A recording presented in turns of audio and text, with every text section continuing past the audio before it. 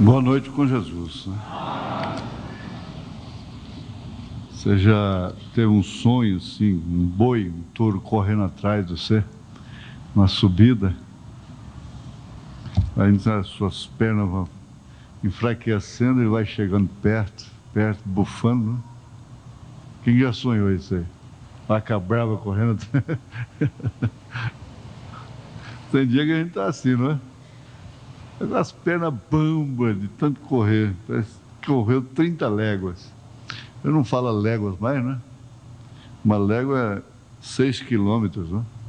Vamos ficar de pé, irmãos. Gênesis capítulo 21, verso 10.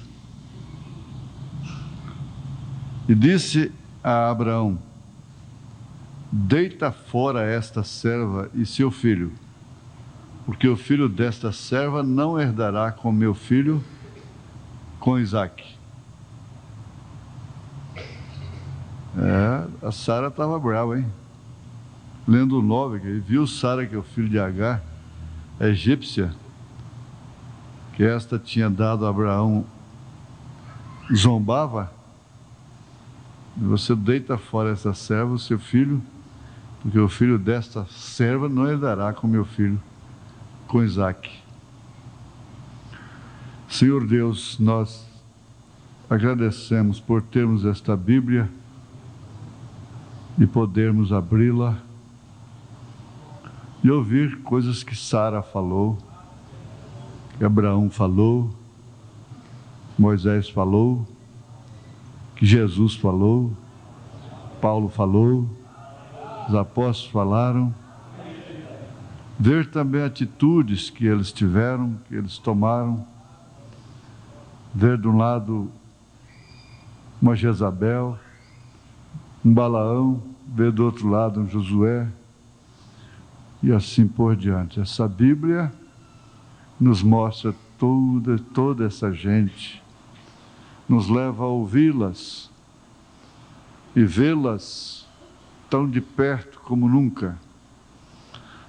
Pedimos, ó Deus, que nós possamos estar junto delas, ainda que seja cabisbaixos, envergonhados, como diz o profeta. Em nome de Jesus Cristo, Filho de Deus, debaixo do teu trono da graça, nós te suplicamos estas bênçãos. Amém, Senhor. Amém. Assentai-vos.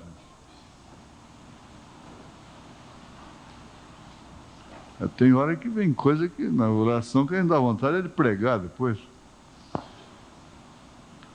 Ouvir a voz de Sara através dessa Bíblia. Em Gálatas, capítulo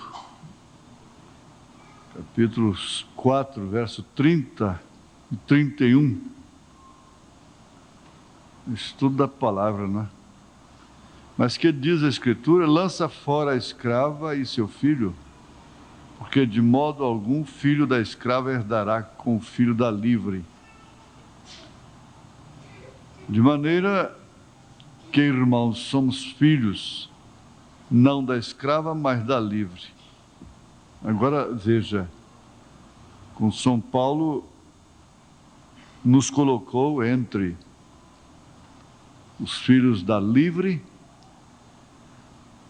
Aí Pedro fala na primeira carta, capítulo 3 de sua carta: Sara, da qual sois filhas. Isso tem muito a ver realmente com o nosso destino eterno. Ser filho da escrava, ser filho da livre.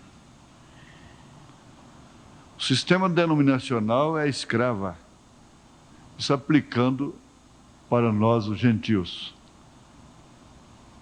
Nós sabemos que essa escrava, mesmo lá no Velho Testamento, originou os árabes, libaneses.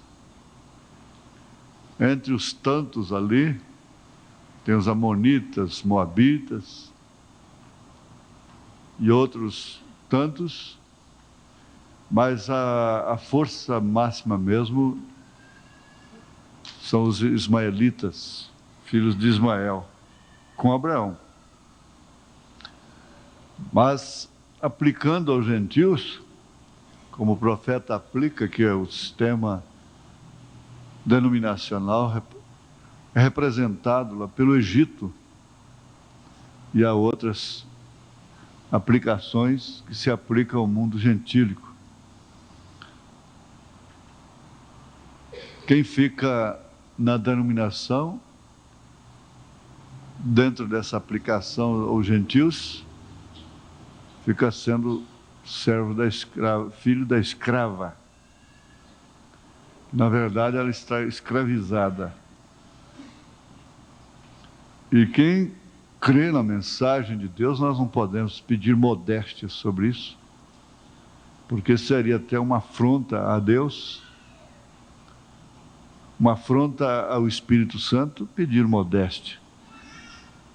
Não quando se refere a nossas pessoas, a minha pessoa, a sua pessoa, mas quando se refere ao ministério, à palavra, à mensagem da hora, sem dúvida alguma, ninguém precisa temer. E ela enquadra dentro do que Paulo diz, mas nós que somos salvos. E agora ele diz também com essa mesma convicção, de maneira, irmãos, que irmãos, somos filhos, não da escrava, mas da livre. Meditando assim, de uma forma bastante familiar, pessoal, você vai entender que ser evangélico hoje é muito bom, muito fácil. E cada um de nós aqui podia estar no mundo evangélico, numa boa denominação, num bom movimento evangélico. Cada um aqui podia estar. Agora,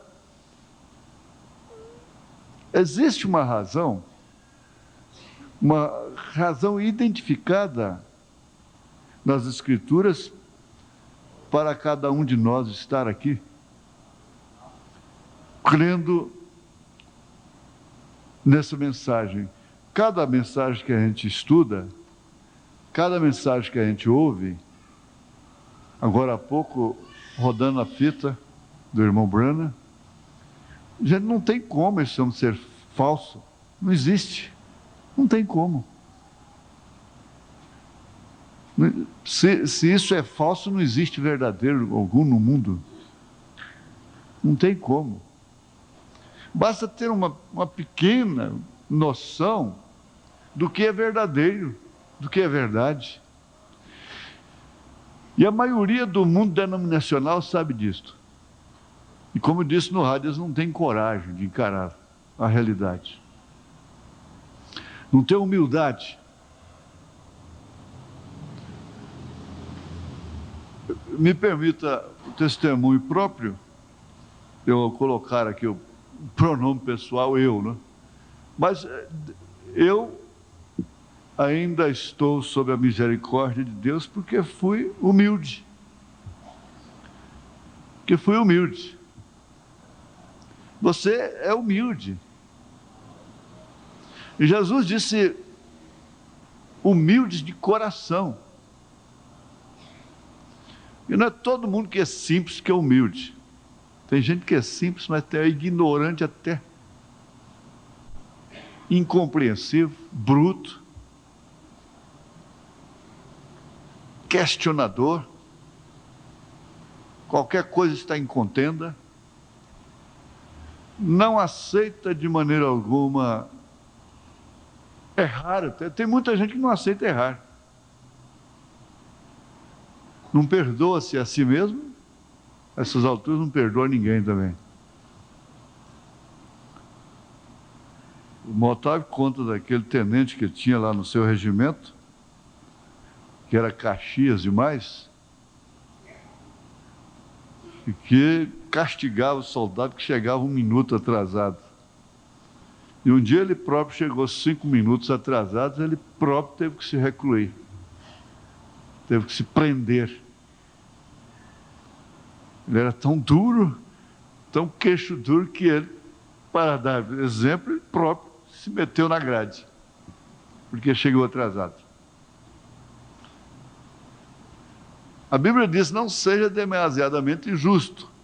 Isso quer dizer, não perca a noção de que vocês vivem uma dimensão humana. E que, portanto, não é que tem que ser frouxo, frouxa. Mas é que tem que ser maleável. É outra coisa muito diferente. O fato do ouro ser maleável não o desvaloriza, pelo contrário. É que permite, então, que ele seja moldado, se transforme em joias diversas, milhares de formas. O que não acontece com o latão, o bronze, ele não é maleável. Então já é mais custoso, mais difícil, tem que ser mesmo uma forma, uma coisa muito custosa, e quebra, o latão quebra. Agora, esse povo que herdou de Ismael, de Agar, é um povo duro, é um povo forte. Nós sabemos que quando Agar foi lançada fora, em obediência a Sara, Abraão fez isso, porque na verdade estava havendo uma contenda muito grande, e aquilo não ia dar certo mesmo. Apesar que o meio alternativo foi a precipitação dela, não é? Foi ela que se precipitou. Ela não esperou em Deus e arranjou um filho através da serva, Agar. Deu a serva para o marido. E quando ela estava lá no deserto, a ponto de morrer mesmo com a criança, Deus veio, o anjo do Senhor veio e cuidou da criança, cuidou dela e fez a promessa para ela também, que ele seria forte. E desde então, ele vive no calcanhar de Israel. Há um porquê eles serem ricos em petróleo. Israel que tem. Tem areia, tem garra, faz laranja, produzir a melhor laranja do mundo em areia. Mas, como dizia o saudoso irmão Badier-Lou, ele dizia para os seus compatriotas, seus patrícios, né? Diz: olha, nós somos filhos de Ismael, filhos de Abraão, mas com Agar. Israel que é filho de Sara. Não sei como é que eles mataram ele. Eles não aceitam isso de jeito nenhum. É a mesma coisa no mundo denominacional. Eles não aceitam isso aqui de forma alguma. A menos que haja humildade para refletir. A menos que haja humildade para escutar, para examinar. Mas, na verdade, as heresias não incomodam o mundo denominacional. Não incomodam. Os mormons, os espíritas e todo esse povão, não incomodam o mundo denominacional. Mas a mensagem incomoda. Mas se não é de Deus, por que se incomodar? Se eu não sou de Deus, para que então ser espreitado? Eu não sou de Deus. Deixa para lá. Deus se encarrega disso. O profeta não é de Deus? Deixa para lá. Quantos outros profetas têm surgido no mundo? Na época do irmão Branham mesmo, ele disse que havia um profeta, um homem que se dizia profeta. Só que ele nunca revelou a palavra. E o único povo que se encontra condenado, envergonhado, hoje é o povo da mensagem, os genuínos eleitos, é que se encontra reprovados. É a reprovação por causa da palavra. É um tema de uma mensagem que ele pregou. Reprovação por causa da palavra. Eu sou um homem reprovado. Se você examinar direitinho, sem dar lugar a um espírito religioso de alta acusação, de coisa assim, você diz, não é verdade, também sou uma moça reprovada, um moço reprovado, um homem reprovado. Por quê? Tudo que a gente conhece é cristalino, é puro, é verdadeiro. E nós não temos como nos enganar a nós mesmos. Mas nós sabemos separar a casca da semente. Se ele pegou, a semente não herda com a palha. A semente não herda com a palha. A partir do parágrafo 98. Porém, ainda eles não são a semente que está prometida a vir. Falando de boas pessoas. Tampouco foi Sara. Sara não foi a semente. Tampouco foi Agar. Agar não foi a semente. Nem o foi Sara. Ou nem Maria foi a semente. Nem Maria foi a semente. Maria não foi a semente.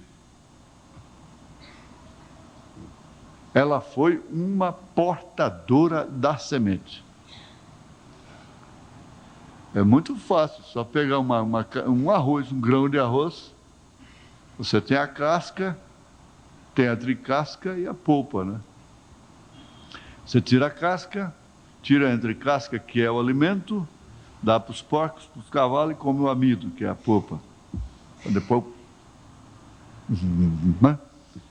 É assim que a sabedoria humana faz. A natureza é uma Bíblia revelada. É tanto assim que Paulo diz que ela deixa todos os homens inexcusáveis diante de Deus. Deixando até o índio. Alguém pergunta, e esses que não, os nativos e tudo? Quem não teve lei será julgado sem lei. Quem teve lei será julgado pela lei. Maria não foi a semente.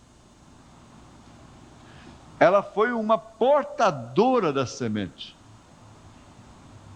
Isso traz uma luz assim devagarzinho, traz uma luz crescente, progressiva. Porém, ela havia nutrido, alimentado, trazido de sua matriz, estava dentro dela, ela tal como casca, trouxe de sua matriz a semente real. Isso leva a igreja a uma conscientização muito profunda. É ciência, é conhecimento da estatura do homem perfeito. Se nós tivermos que repetir isso aqui no encontro, a gente repete. Porque vocês sabem que essas coisas vêm por inspiração divina. Mesmo a mensagem, ela toda inspirada, a Bíblia toda inspirada. Mas as pessoas que não têm ofício para isto, pegam as coisas tudo fora de hora, fala as coisas tudo num espírito diferente do que a própria mensagem fala. É necessário que haja ofício para isso. E são poucos os ofícios no mundo para isso. Veja, a casca não é a semente. Tem necessidade de provar para uma criança que a casca não é a semente? Não precisa. A própria criança que já passou aí para a idade da consciência, já sabe, pega um abacate, o menino, a menina, pega um abacate, tem a casca, tem a polpa e tem a semente.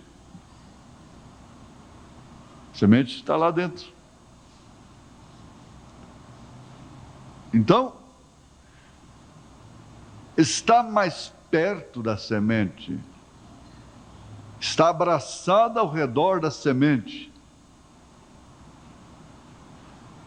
Ela está sendo uma portadora da semente. Bem atrás do talo, a vida está regada através do talo. E quando chega ao pólen, se recolhe um pouco. Porém, quando chega à casca, esta está aí mesmo como na semente. E a forma quase igual à da semente. Jesus nos disse o que seria nos últimos dias. Seria tão parecido que enganaria os próprios eleitos, se possível. Porém, então, a semente sai dali. E a casca, a vida deixa a casca. E a casca é uma portadora. E isso é exatamente o que tem sido nossas denominações. Um portador. Lutero, Wesley, Pentecostes, e agora é o tempo para que saia a semente. Veja só, já outra aplicação em outro campo. É muito rico isso. Ela não foi a semente. Maria só foi uma casca, borla e talo, portadores de parte da palavra, não toda a palavra. Lutero tem justificação, Wesley teve santificação, os pentecostais tiveram a restauração dos dons, porém, quando vem a palavra, agora eles puderam produzir isso, que justificação salvará um homem. Crê você nisso? Seguro? É claro. É um portador da palavra que o é. Porém, é um portador. Não é a vida. Logo vem a santificação. Quantos creem em santificação? Se você crê na Bíblia, tem que crer nisso. Tem que crer na santificação, na separação. Você pode ser o que for, mas você é separado do mundo. Não existe, é como óleo e água. Está dentro da água, misturado com a água, mas não mistura com a água, não tem jeito. Chega na escola, seja onde for, não tem jeito de misturar.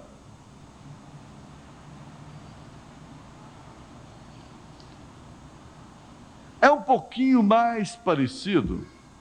Isso são duas palavras mais. Porém, logo vem Pentecostes, a restauração dos dons. Falando em línguas, eles o chamaram a evidência inicial que trouxe o quê? A casca. A evidência do batismo do Espírito Santo. Falharam redondamente, mas na verdade, como a ênfase era esta, as pessoas se santificavam buscando os dons. Então eles tinham vidas pias e retas, separadas.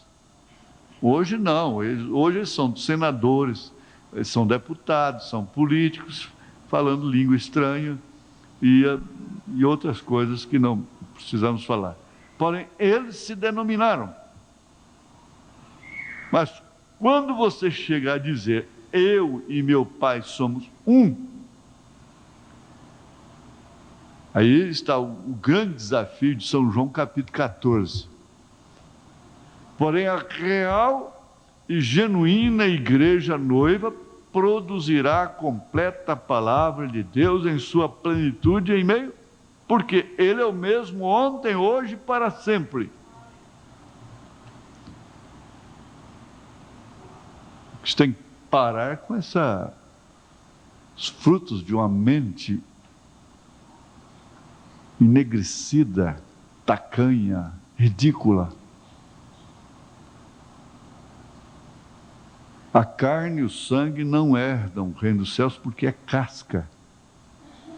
Mas dentro dessa casca há uma semente. Cabe sempre, sempre, isso vai ser repetido 1.000.000 de vezes aqui. Quando ele estava lá com a sua filhinha, moribunda, com a mulher morta, a esposa morta no necrotério, o pai, o irmão ainda com flores frescas na sepultura, e aquele juízo tremendo caindo sobre ele, por causa de uma transgressão, de uma desobediência, simplesmente porque ele não foi estar com aquela gente. O diabo trabalhou com aquela casca da maneira que ele bem quis, porque ele diz assim: Deus fechou a cortina para mim, ele não queria falar comigo. Se é ruim, é terrível, uma pessoa a quem você ama, um pai, uma mãe, uma pessoa querida sua não querer falar mais com você, imagine Deus não querer falar com William Branham. Que julgamento a gente daria para esse William Branham numa fase daquela? No momento daquele, que julgamento você daria? Olhando o quadro de fora. Deus não quer falar com esse homem.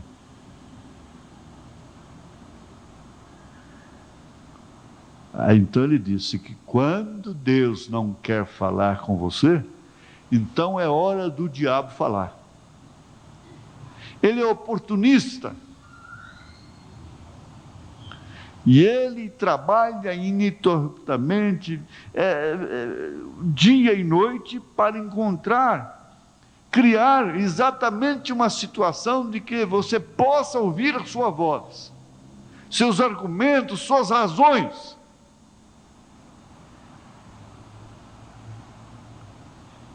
Tudo que ele teve que fazer foi conseguir que Eva parasse para ouvi-lo. É tudo o que ele precisa, é que ela pare para ouvir. Aí é fácil, água mole em pedra dura, bate até que fura.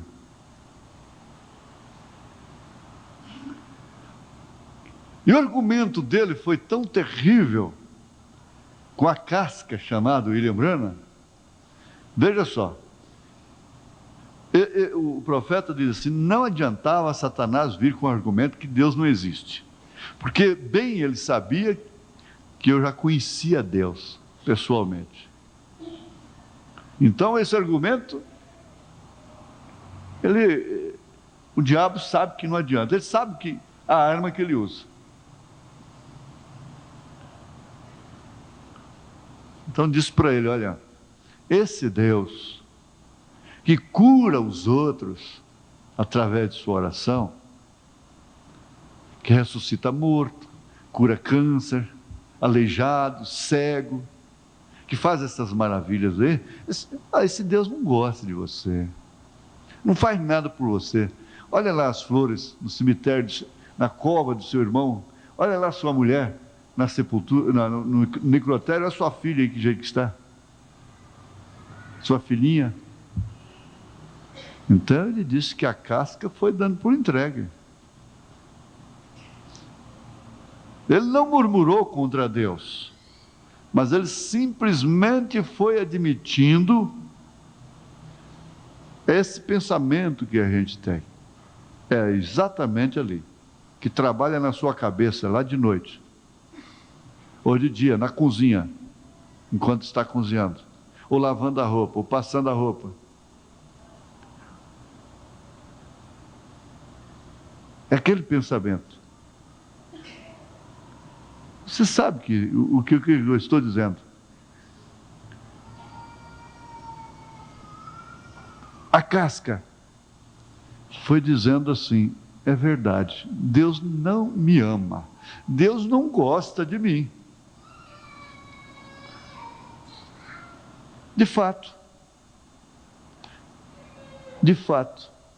Mas, porém, todavia, quando ele foi aprofundando mais, o inimigo foi aprofundando, porque ele sabia que não era tudo conseguir somente a casca. Ele tinha que conseguir alguma coisa lá de dentro. Aceitar uma coisa no coração é um perigo.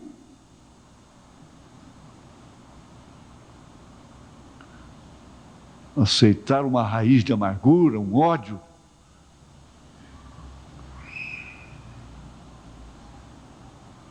Uma mulher, um homem, um dinheiro.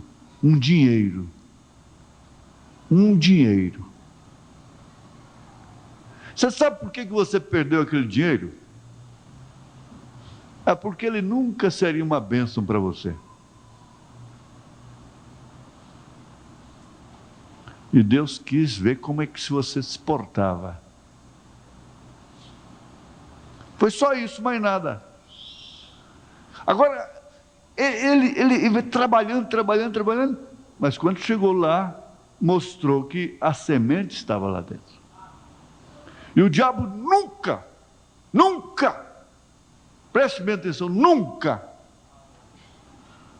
nunca pôde destruir uma semente de Deus. Aí você não tem como fugir do caso de Jó. A casca estava podre, fedendo. Mas quando a mulher dele disse: amaldiçoa este Deus e morre. O que ele disse? O que foi que a semente disse? Teu lugar é entre as loucas. Quando os amigos, você já estudou, já compreendeu aqueles amigos de Jó? E por fim, saiu aquilo da semente que estava lá dentro. Eu sei que o meu Redentor vive. Porque um dia ele me chamará e eu lhe responderei. Eu direi: pronto, estou aqui.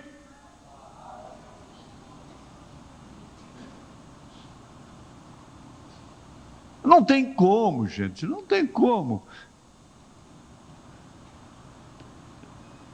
pensar que a semente de Deus possa se perder.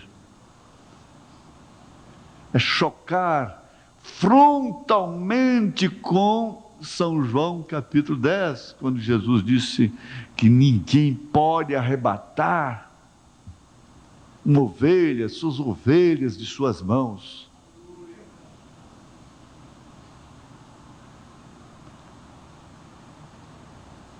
Olha, cada uma delas se ajustava à outra. Não, eu estou lendo de cá. Vamos na matriz primeiro. Note, nas matrizes de Maria estava a semente. Porém, quando a semente foi tirada, disse: eu venho fazer a vontade daquele que me enviou.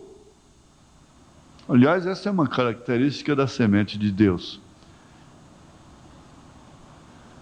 Se Deus quiser, se Deus permitir, se for a vontade de Deus. Essa é uma característica da semente de Deus. A semente de Deus entende o não, agradece pelo não. A coisa mais difícil que temos na vida é o não. O não é bom assim. Quando tirou o raio-x, não tem tumor. A ultrassonografia, não tem tumor. Não. É a hora que é o não mais gostoso. Não tem hora que é tão bom, é tão doce. Mas na maioria dos casos, quando isso choca com a vontade, se não é amargo, se não causa atmosfera pesada na família. A atmosfera criada dentro de casa atrai doenças, atrai espíritos de enfermidade. Você sabe que existem espíritos de enfermidades e doenças, simplesmente por um desgaste orgânico, uma inconsequência orgânica. Mas existem os espíritos de enfermidades.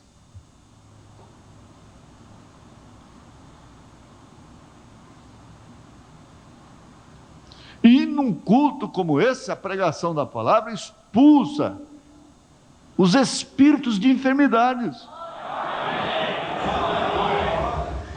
No culto doméstico você expulsa espíritos de enfermidades. Na atmosfera gostosa do lar, na compreensão, mesmo um diálogo meio fervente, cria atmosfera para a compreensão, para a atuação do bom senso, para a demonstração da paciência, para a demonstração da humildade, da submissão, da compreensão. Então aquilo gera uma atmosfera que traz saúde.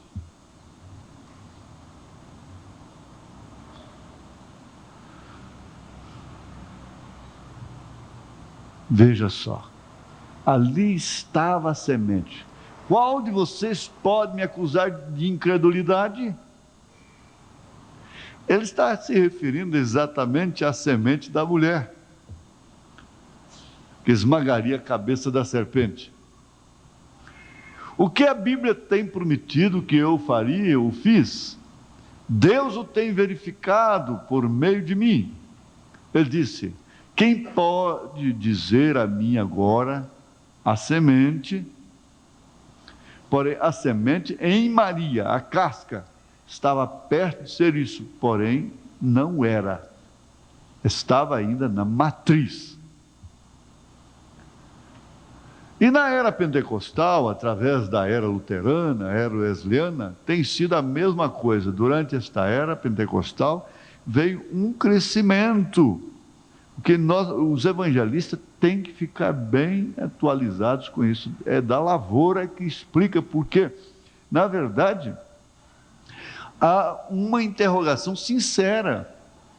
Gente, então, o que será dos nossos pais, daqueles que morreram sob Lutero, nas eras passadas? Então eles estão perdidos, eles não batizaram em nome de Jesus Cristo.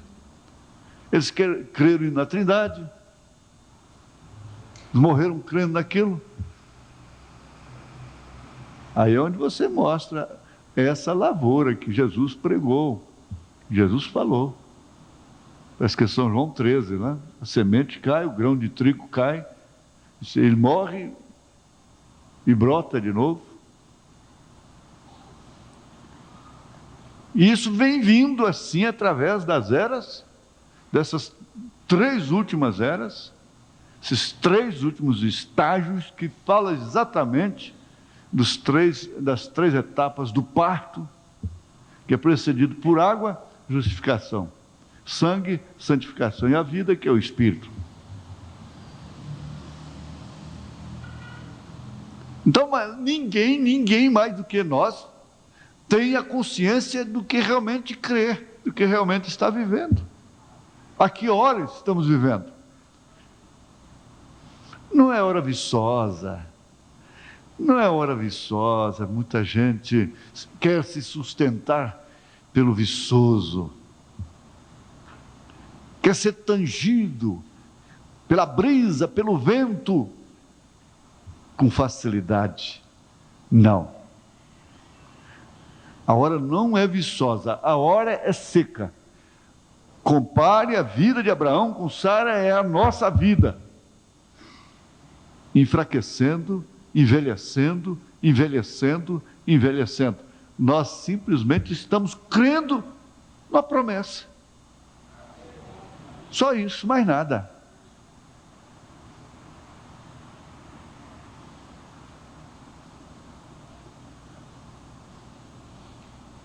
O que a Bíblia tem prometido que faria,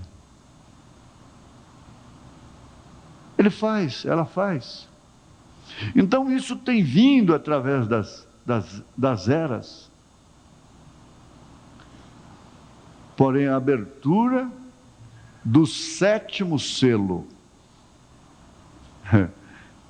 Apocalipse 10, a palavra plena é nascida em manifestação de novo e vindicada pelo Espírito de Deus em toda a fortaleza, como foi quando esteve aqui sobre a terra, manifestada da mesma forma, fazendo as mesmas coisas que fez quando esteve aqui sobre a terra.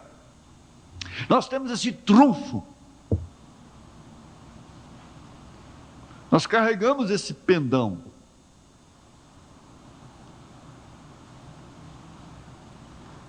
Que São João, capítulo 14, São João, capítulo 14, verso 12. Na verdade vos digo, disse Jesus, que aquele que crê em mim também fará as obras que eu faço e as fará maiores do que estas, porque eu vou para o meu Pai. O irmão Branham é esse.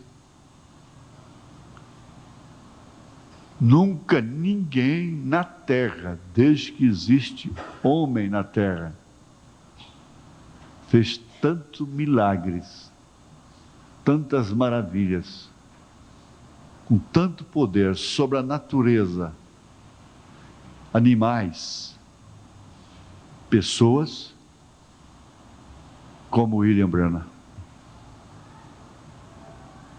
Nunca.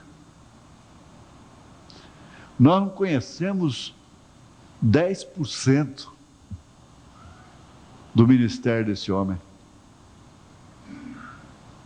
Nós não conhecemos 10%.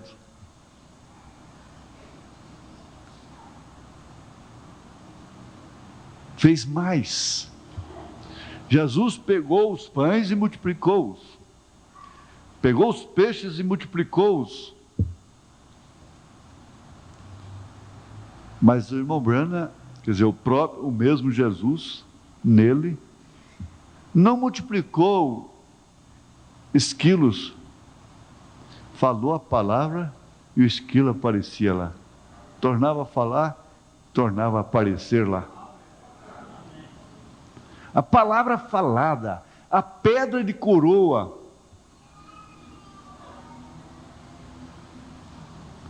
Jamais estaria a petulância, a arrogância, a ilusão de pensar que sou como William Branham, que eu posso ter o engraxate dele. Jamais. Agora, só uma coisa. Ele diz, foi um homem ungido. E agora é um povo ungido. Ungido, bem entendido, para crer na palavra. Porque pode ter ungido no mundo de todo jeito.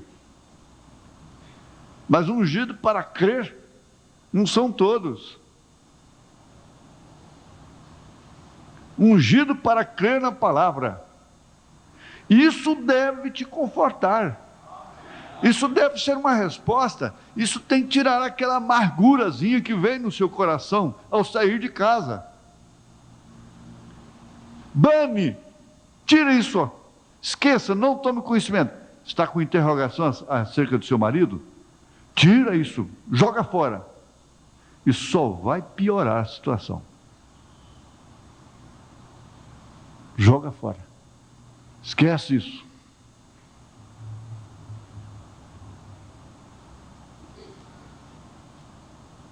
A palavra plena, nascida em manifestação, de novo, e vindicada pelo Espírito de Deus em toda a fortaleza, como foi quando esteve aqui sobre a terra, manifestada da mesma forma, fazendo as mesmas coisas que fez quando esteve aqui sobre a terra. Amém? Hebreus 13:8 diz que Jesus Cristo é o mesmo ontem, hoje e para sempre. Há certas coincidências, não é, que houve. Antes da gente conhecer o irmão Branham, por o título de tabernáculo, ter esse tema sempre escrito. Comecei com ele, Jesus Cristo é o mesmo ontem, hoje, eternamente. Umas coincidênciazinhas, né? Que não deixam de ser umas vindicações, né?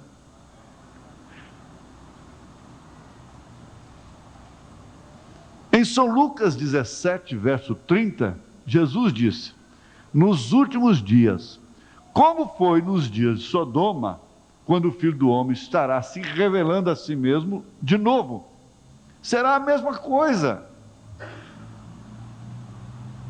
Os dias de Sodoma, os dias de Noé, são sem dúvida alguma sinais capitais mesmo, nítidos, que não carecem de estudos, de interpretação, de mestres para mostrar.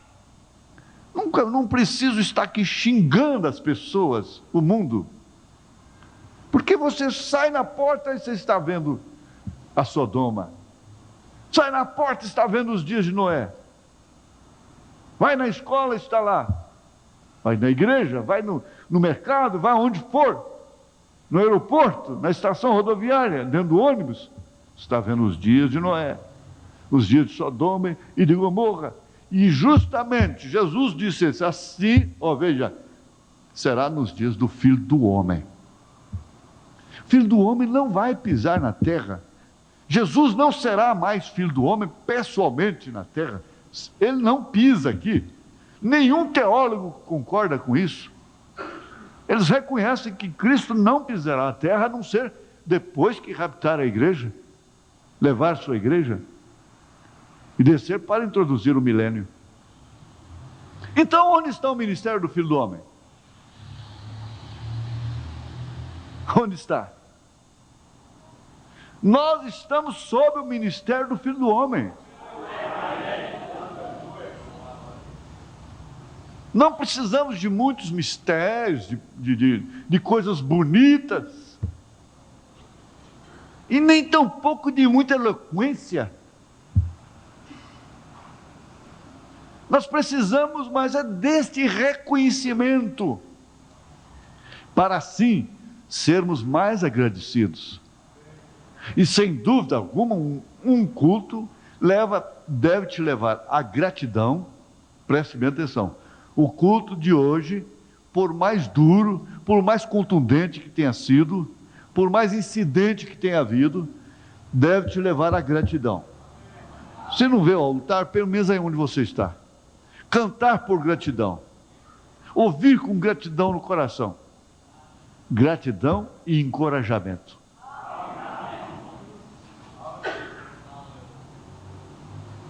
É um mistério, sim, é um mistério. Se uma sessão, se uma novela,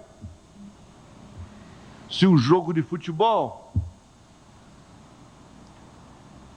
se qualquer outra coisa mundana não fica sem um resultado na sua vida, muito menos um culto. Muito menos um culto, porque se trata de aguar, regar uma semente que está ali dentro. O sol está causticante, nós estamos num deserto assolador.